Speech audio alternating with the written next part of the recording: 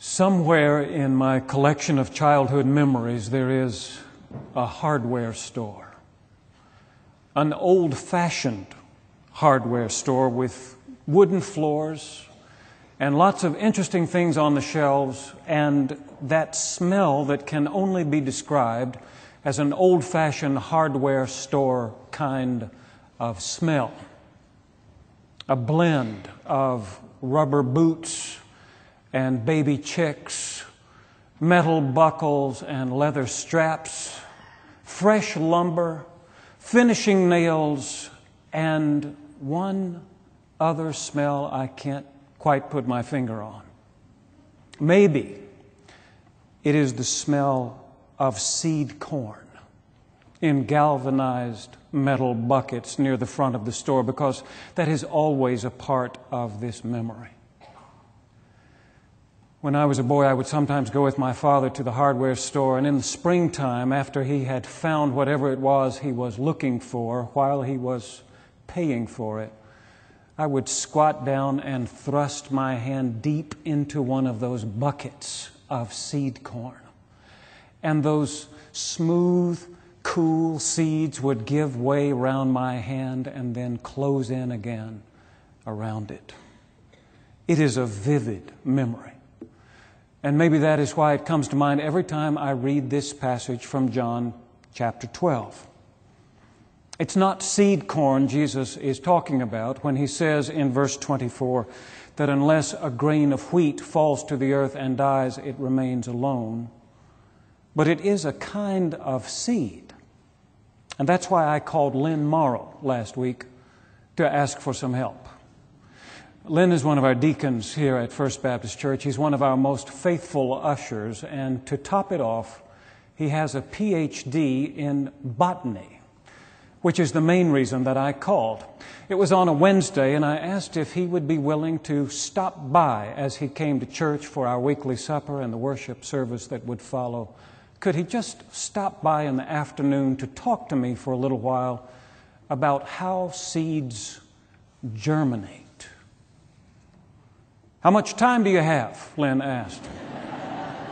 And something about the way he said it made me believe that this was a subject on which he could go on and on and on. So I said about half an hour. I'll be there, he promised. But while we are waiting for Lynn to show up in this morning's sermon, let me give you just a little bit of background on the Gospel of John in general and on this passage in particular. Because while all the Gospels tell the story of Jesus, John tells it in a way that is strikingly different from the other three. Matthew, Mark, and Luke are sometimes referred to as the synoptic Gospels. It's a Greek word that means seen together, from syn, as in synthesis, not the other kind of sin, and from optic, as in optical, synoptic, seen together.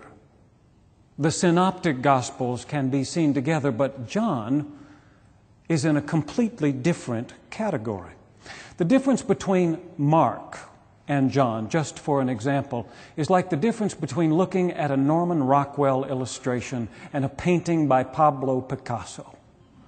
While they both present us with pictures of Jesus, the pictures they present are almost entirely different. In Mark, you find this very human, very earthly Jesus making his way through the gospel, teaching and healing, and finally writhing on a cross, saying, my God, why have you forsaken me?" In John, you find this almost divine Jesus floating some 3 feet off the ground. His crucifixion is a kind of coronation, and when he dies, it is with a peaceful, "It is finished," on his lips. So in this passage from chapter 12, even though he touches on the subject of Jesus' suffering, John does it in a much different way than Mark. In fact, he almost seems to mock the way the synoptic Gospels describe Jesus' Garden of Gethsemane experience. In John 12:27, Jesus says, "Now is my soul troubled. And what should I say? Father, save me from this hour? No, it is for this reason that I have come to this hour." So instead of asking the Father to let this cup pass from him, instead of sweating great drops of blood in the garden, as Luke reports, instead of saying, "Not my will, but thine be done," Jesus, whose own will is indistinguishable from God's will in this gospel, says, "Father, glorify your name." And in that moment, a voice from heaven said, "I have glorified it, and I will glorify it again." Some of those people who were standing there could have sworn that it thundered. Others said it was an angel who spoke. But Jesus said, "This voice has come for your sake, not for mine. Now is the judgment of this world. Now will the ruler of this world be driven out. And I, when I am lifted up from the earth, will draw all people to myself." And John leans in and whispers, he said this to indicate what kind of death he was going to die. Do you see what I mean? There is no agony in the garden here, no avoidance of suffering. When Jesus talks about being crucified, he says that he, when he is lifted up, will draw all people to himself. His death is deliberate, purposeful. It is how Jesus will save the world. It is how he will glorify his Father's name. And so when he hears that death is coming, he doesn't run from it. He faces it head on.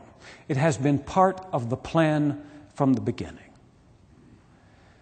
And so we come to our reading for today, and the news that among those who had gone up to the festival were some Greeks who came to Philip and said that they would like to see Jesus.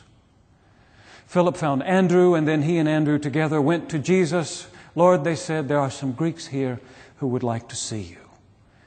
And that's when Jesus said that the hour had come for the Son of Man to be glorified. Seems a little strange, doesn't it? These are just some Greeks who are in town for the festival. They have heard about Jesus apparently and want to see him for themselves. But for Jesus, this is the signal that his hour has finally arrived. You may remember, if you are a careful reader of the gospel, that back in chapter 2, Jesus was at a wedding in Cana of Galilee when his mother came to him and said, "Son, they're out of wine." And he said to her, "Woman, what has that to do with me and you? My hour has not yet come."